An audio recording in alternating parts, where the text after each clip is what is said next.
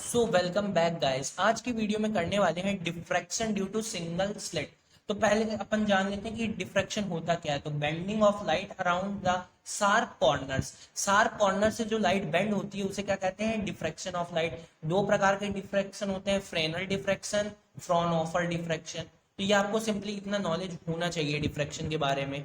तो Fresnel diffraction क्या होता है? Source and screen are at a finite distance from the diffracting aperture.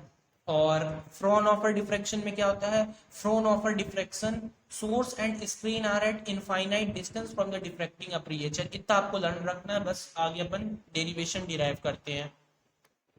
तो बेसिकली आपके जो सिलेबस में है वो फ्रेनल डिफ्रैक्शन नहीं है, फ्रॉनहोफर डिफ्रैक्शन। तो फ्रॉनहोफर डिफ्रैक्शन में क्या होता है? Source and slit are at infinite distance. तो सिंपली आपको मैं यहाँ से दिखा देता हूँ आपको करना क्या है। फर्स्ट आपको सिंगल स्लिट कंसीडर करनी है। तो यहाँ से अपन ने ये पॉइंट से ये पॉइंट अपन ने सिंगल स्लिट कंसीडर की, ठीक है।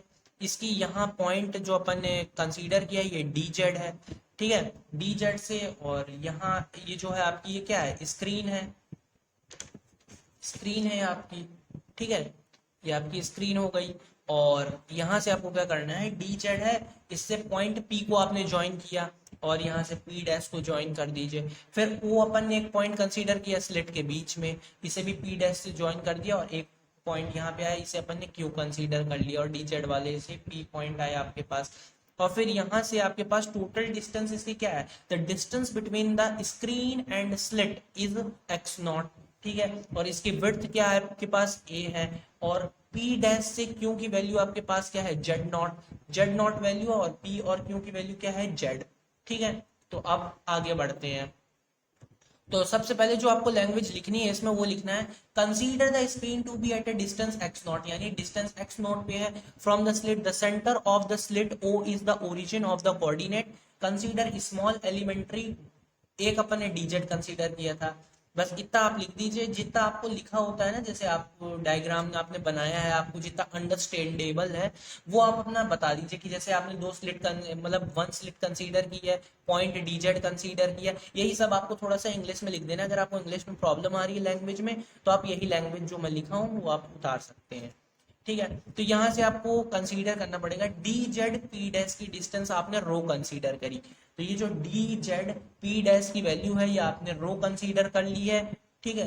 फिर इसके बाद ओ पी डैश, अब यहाँ से ओ और पी डैश आपने आर कंसीडर कर रखी है। और ओ क्यों आपने एक्स, ये ओ से लेके क्यों तक की डिस्टेंस क्या है आपकी? एक्स नॉट है।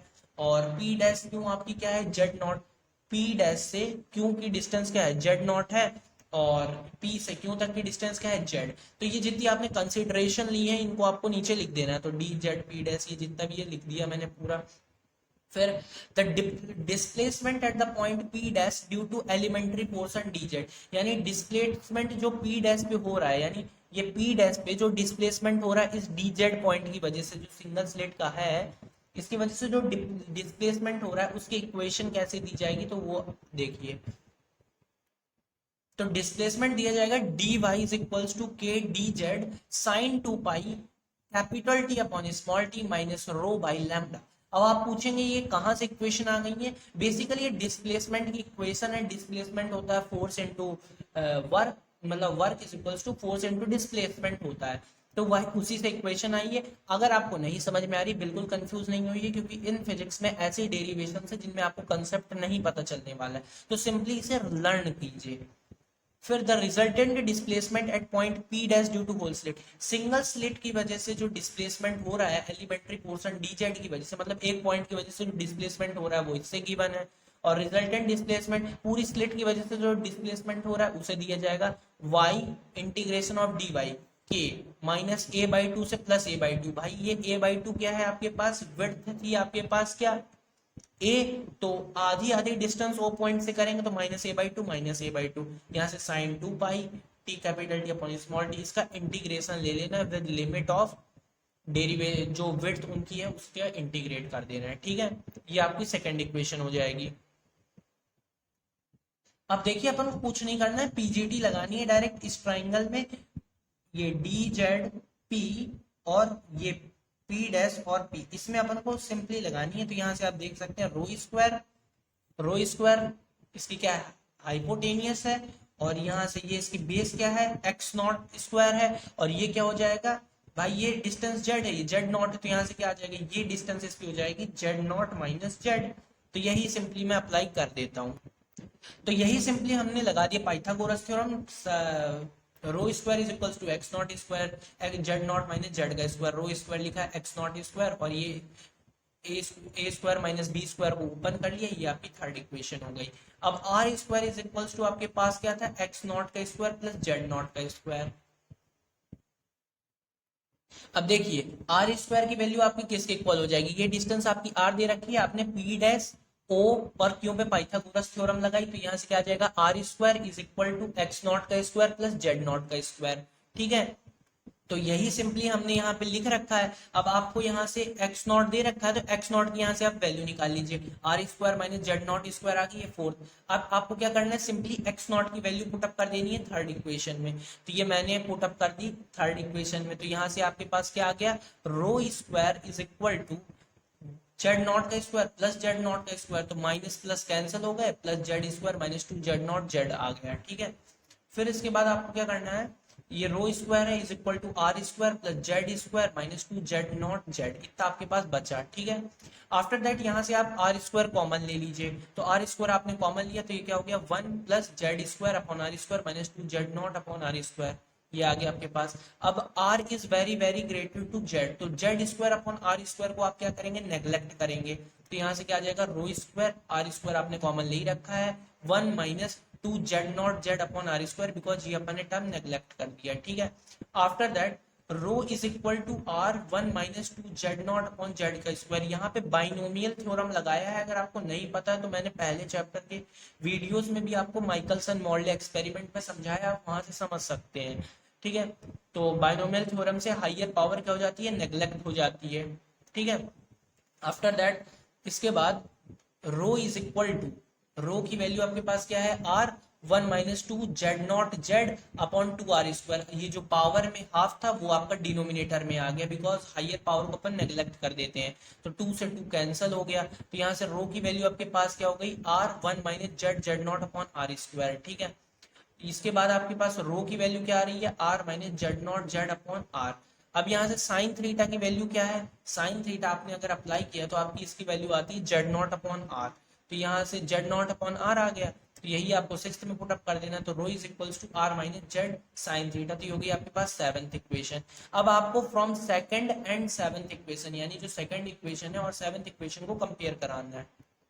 तो जैसे ही आप सेकंड और सेवंथ इक्वेशन को कंपेयर कराएंगे, यहाँ पे देखिए आर डी था, तो यहाँ पे आपको वैल्यू आपने सिंपली रो की वैल्यू पुटअप की है इसमें। ठीक है, रो की वैल्यू पुटअप कर ली, ये हो गई एट्थ इक्वेशन। यहाँ पे आ गया minus k lambda two pi sine theta cos two pi capital T upon small T minus r by lambda two sine theta upon lambda a by two से minus A by two, ये हो गया आपके पास।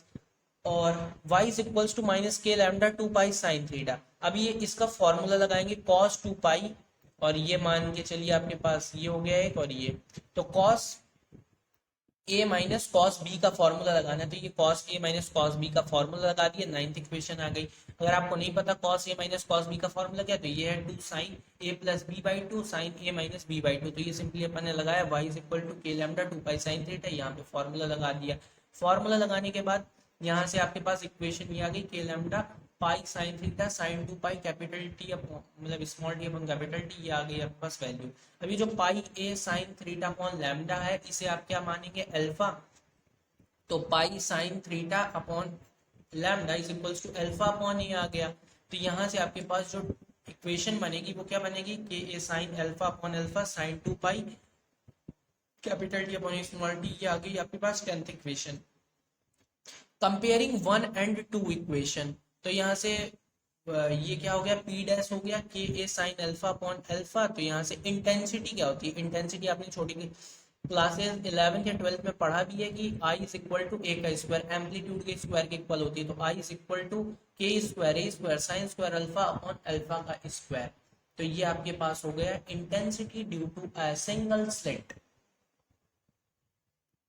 इनमें कुछ cases भी आते हैं, जैसे अल्फा अगर 0 हो गया तो आपको पोजीशन क्या मिलेगी, सेंट्रल मैक्सिमा की। सेकेंडरी मिनिमा कब मिलेगा, जब आपका sine alpha upon alpha is equal to 0 हो जाएगा, तो ये आपकी पूरी कंडीशन देगा a sine theta is equal to n lambda. और फिर सेकेंडरी मैक्सिमा आपका तब आएगा जब a sine theta is equal to 2n plus lambda by 2 के इक्वल होगा।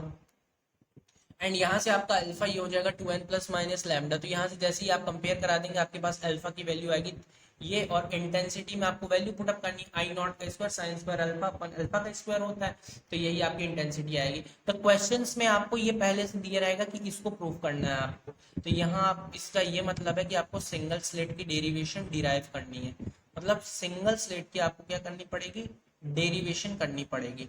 तो यहाँ तक का आपका वेरी इंपॉर्टेंट है, और ये सिंगल स्लिट वाली बहुत बार आती है। ज्यादा कुछ समझ में नहीं आ रहा है तो प्रैक्टिस कीजिए 10 से 12 टाइम्स, बिकॉज हर चीज समझाना इसमें पॉसिबल नहीं हो पा रहा है। तो आपको बेसिकली लर्न ही करनी पड़ेगी अगर आपको मार्क्स चाहिए। और बाकी अगर आप 3 यूनिट्स में सेटिस्फाइड हैं कि आपके जितने मार्क्स आ रहे हैं तो फिर कोई दिक्कत ही नहीं है।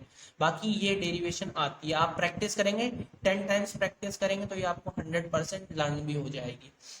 तो thank you guys for watching our video.